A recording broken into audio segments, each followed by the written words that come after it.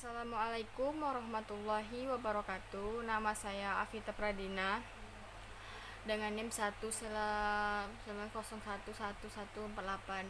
Di sini saya akan membacakan hasil ringkasan saya, yaitu tentang pembiayaan kesehatan. Pembiayaan kesehatan adalah biaya yang harus disediakan untuk menyelenggarakan atau memanfaatkan berbagai upaya-upaya kesehatan yang diperlukan oleh masyarakat. Tujuannya untuk menjamin ketersenggalannya upaya-upaya kesehatan untuk masyarakat.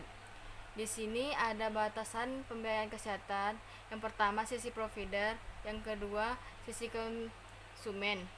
Masalah-masalah pembiayaan kesehatan: yang pertama, kurangnya dana; yang kedua, dana yang kurang tepat; yang ketiga, dana yang tidak sesuai; dan yang keempat, pengolahan dana yang tidak sempurna. Di sini juga ada syarat-syarat pembiayaan kesehatan: yang pertama jumlah, dan kedua pemanfaatan, yang ketiga penyebaran. Selanjutnya asuransi kesehatan. Asuransi kesehatan secara khusus untuk menjamin kesehatan dan perawatan para nasabah apabila mengalami kecelakaan. Di sini ada juga manfaat asuransi kesehatan ditinjau dari pengolahan data. Asuransi pemerintah, yaitu pengolahan dana dari pemerintah. Yang kedua, asuransi dari swasta, yaitu pengolahan dana dari suatu badan swasta. Di sana ada keikutsertaan. Yang pertama, asuransi kesehatan wajib, yaitu bersifat wajib; dan yang kedua, asuransi sukarela, yaitu tidak wajib melainkan segera ataupun kemauan masing-masing. Yang selanjutnya mengenai BPJS, yaitu mulai beroperasi pada tanggal 1 Januari 2014. Di sini ada beberapa keunggulan BPJS, yaitu manfaat kesehatan dijamin, super murah, dan tanpa pendidikan check up.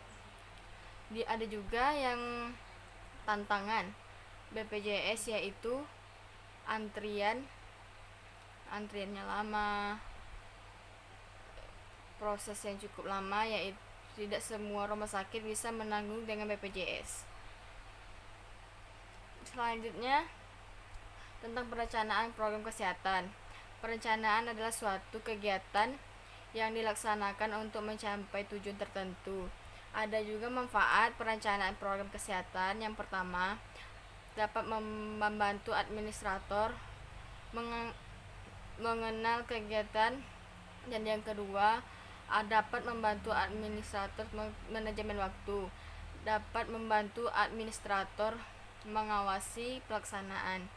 Ada juga yang jenis-jenis program kesehatan. Yang pertama, ditinjau dari lokasi waktu, dan yang kedua jangka waktu dan filosofi dan ruang lingkup. Juga ada langkah-langkah. Yang pertama, analisis, identifikasi, dan mencapai tujuan. Selanjutnya analisis SWOT, yaitu alat yang benar-benar berguna untuk melakukan analisis strategis dan memahami posisi-posisi terbentuknya suatu organisasi. Analisis SWOT memiliki perubahan, kelemahan, ancaman, dan peluang. Pelaksanaan program kesehatan secara implementasi dapat disesuaikan dan perencanaan. Implementasi program kesehatan membutuhkan sumber daya yang tepat. Kita harus mempunyai komunikasi baik terhadap untuk melaksanakan program kesehatan. Juga ada pengarahan untuk orang-orang yang mencapai tujuan. Juga ada orang pengawasan yang previsi. Next, program kesehatan secara implementasi dapat disesuaikan. Juga diartikan program perencanaan implementasi program kesehatan membutuhkan sumber daya yang tepat. Kita harus mempunyai komunikasi baik dan komunikasi untuk melaksanakan kesehatan berjalan dengan lancar. Juga ada pengarahan untuk orang yang ingin melakukan dan mencapai tujuan organisasi tersebut. Juga ada pengawasan dan revisi. Monitoring dan evaluasi adalah suatu proses memberikan nilai dan intervensi dengan mengumpulkan informasi yang valid. Monitoring adalah suatu perencanaan melalui observasi secara langsung. Fokus monitor yaitu efisien, kedua efektivitas, dan ketiga. Baiklah Pak, sekian dari resume saya. Jika ada kekurangan saya mohon maaf. Saya akhiri. Assalamualaikum warahmatullahi wabarakatuh.